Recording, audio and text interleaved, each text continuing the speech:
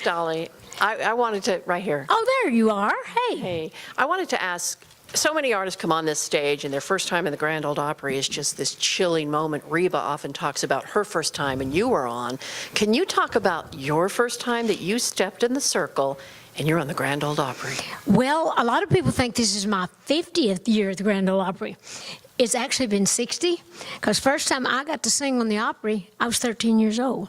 And actually, Johnny Cash introduced me, I believe, and Jimmy C. Newman had given me his spot. My Uncle Bill Owens and I used to drive from East Tennessee all the time. We'd get a loaf of bread and pack up some canned stuff, pork and beans and potted meat and Viennes, you call Vienna. Anyway, we'd come down to Nashville back and forth in an old beat-up car, sleep in the back seat, go to the Grand Ole Opry, wait backstage, looking at all the greats. And now, that was always my dream, and it was, my daddy loved the Grand Ole Opry, so we had to listen to it back home, and me dreaming of being on it. And then I just remember that being special. But then the night that I actually became a member, after I was working with the Porter Wagoner Show, and got to actually be a member 50 years ago this year, it was one of the highlights of my whole life, because it was a true dream of mine. And I just wish Mom and Daddy could be here tonight, but I think they are. Nice. Hi, Dolly. Hi First there. of all, congratulations on this milestone, I wanted to say. How does it feel to celebrate this and be here tonight? Well, it feels great. I mean, this is like so exciting, and so many people have stepped up to be on the show and to help me celebrate it. It's been a long day. I've talked till I'm hoarse. I hope I got a voice to sing tonight, because there's so much politicking that goes along with it. But actually, I've enjoyed just seeing so many friends of mine and just reminiscing. In fact, one of the special things I'm doing tonight is Buck Trent, one of the original wagon masters that played the guitar, the electric banjo with Porter, had all those famous licks on most of Porter's records and our duets. And I asked him to come and play tonight with me. I'm going to have him on as a special guest. And of course, your paper won't go out till after it's done, so that's fine. But anyhow, I'm going to have him play, and I'm going to sing a song of Porter's. But just having people like Buck and just all these friends coming, stepping forward to just share this night with me, just makes it even more special to me. But it's kind of a dreamlike thing. You never know what's going to happen to you in your life. You never know if your dreams are going to come true. And if they do, you wonder how people will remember you when you're older. And I'm older, and I'm seeing how people are remembering me, and that makes me feel very humble. And I'm just very honored that I'm still around, not only to just get to accept this, that I can actually perform and get out there and still doing what I love to do. And maybe I'll be around another 50 years. Who knows? If I'm lucky. Hi, Dolly. Can you just speak about some of your favorite memories, Opry performances over the years? Well, all of my memories are special. I know that you're supposed, as a member, you're supposed to do a certain amount of shows every year. And sometimes after I started getting more famous, I wasn't able to come to do my shows twice a month. It's required. And I kept saying to them, you don't have to keep me on as a member if you don't want to, because I'm not living up to my contract. I want to get there. I want to do it. But they said, no, you're out there talking about us every day. You're talking about how proud you are of the Opry, so you're as much a memory, for the Opry, as big a part of that as anybody ever was. So I appreciate that, but I just have so many memories, as I mentioned, even as a child, young person, watching the people backstage and just seeing, and just standing out there on that stage where all the great people stood, just thinking maybe someday I could be part of them. And now that I've been lucky enough and fortunate enough to see that dream come true, I wonder if some little kid might say, I bet Dolly Parton once stood here, or I'm standing where Dolly Parton stood, when I used to think, I'm standing where Kitty Wells stood. So that's what makes you thankful. It's what makes you grateful and humbled by the fact that, everybody's dreams don't come true. And I have been so fortunate to see so many of my dreams come true. And I don't take any of it for granted. As I often say, I count my blessings a lot more than I count my money. Hey, Dolly, over here. Hi there. Hi. Since you started with the Opry, there's been so many comedians that have come through the Opry.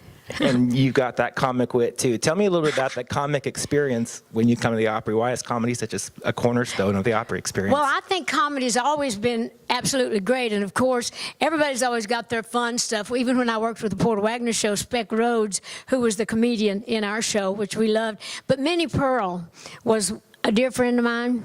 And she was a very classy lady, I guess some of you might not know. But she, she's very intelligent, very educated. And but she just put on that whole garb with her little hat just so she could do that corn country comedy that people love, because this is about country people back home working on farms and, milking their cows and doing whatever. And they love, laughing. They love to have something to listen to laugh about, and the type of humor that they understand. But I think most country people, and certainly entertainers like myself, I think comedy is part of our being, because it's kind of what helps you through the hard times growing up. We made more fun of stuff that, you shouldn't even laugh at, but that was the funniest stuff to us, because we'd try to find the humor in it, even if it was about somebody was sick or whatever, you'd find something silly to say about it. But I just think that's important for people to laugh, and I grew up in a family where my dad's people were absolutely hysterical. My mom's people too. So I get that from them. We're just naturally funny, we think. Hi, Dolly. You have so many hits. I'm over here. There you are. Yeah, and I'm just wondering, can you talk to me about the process of deciding what you were going to sing tonight? Well, now that was a hard one, because I only got 30 minutes. I mean, I've been on the Opry for 50 years and I get 30 minutes.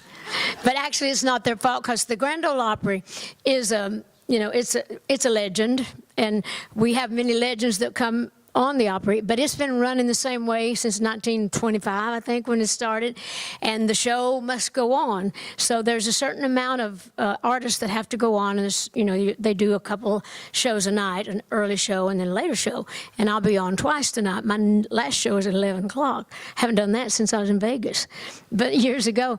But it's just really, it's just really, I forgot what you asked me. See, I told you, it's been here 50 years.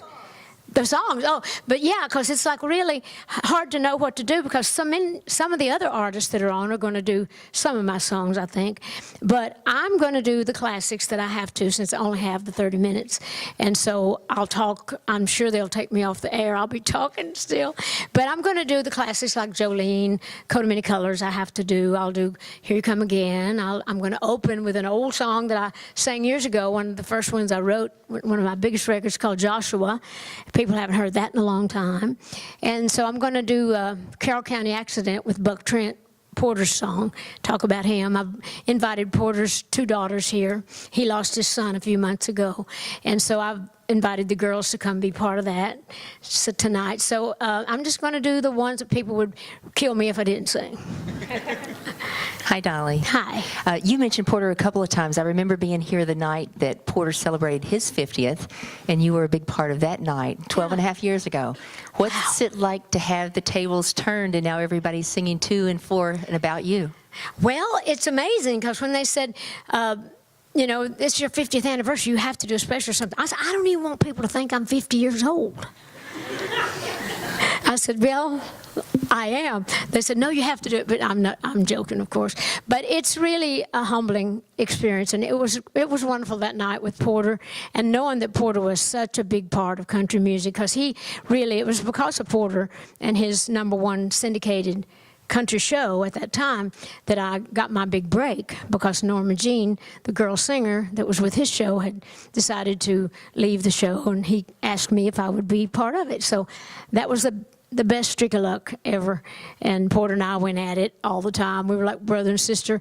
But, we were very prosperous together and very productive, and we sang great together. Our voices blended, and so I think of him every day. Every time I'm on stage, something will remind me of something I learned from Porter, something that that he said, or a song. So I'm doing in addition to the show tonight, just so you know, I'm doing a 2-hour special on NBC at the end of November. This is going to be aired, and they'll show my portion of this, but I'm going to do a lot of things from the Ryman Auditorium, the old Ryman. I thought that's where I became a member, and I love the old Ryman. So I'm going to be doing a lot of acoustic things on my own over there, telling a lot of stories that you've been asking about, memories that I have of, some of the old ones and the new ones. So we're going to try to make it really special in addition to just getting up and singing a bunch of songs. Some history. Hello, Dolly. How are you? Well, I'm good. How are you? Good. Oh, wonderful. This is obviously an amazing celebration of your career thus far. I just wanted to ask, what's next? You're not a person that's going to sit around. Yeah, I don't think I'm going to have much time to sit around. I'll tell you, this has been a really busy week. I have several things going on, as you know. I've been doing some movies for Netflix based on songs I've written.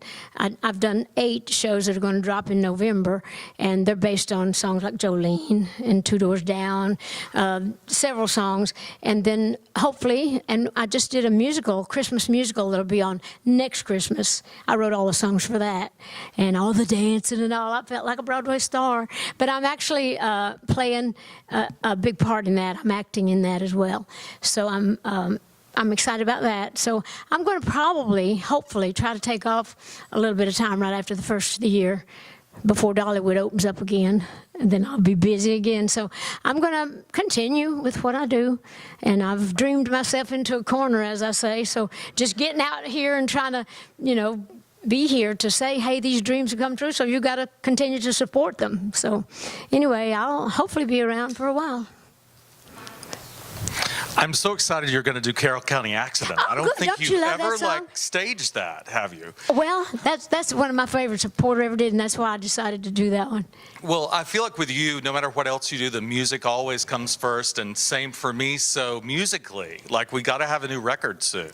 Well, Actually, I've been very blessed. I don't know if some of you have been here. I'm going to be also co-hosting the CMAs with Carrie Underwood and Reba in November, and I'm going to have a segment on that where I'm doing a faith-based medley using the choir, of course, and I have a song out now with a Christian group out of Australia.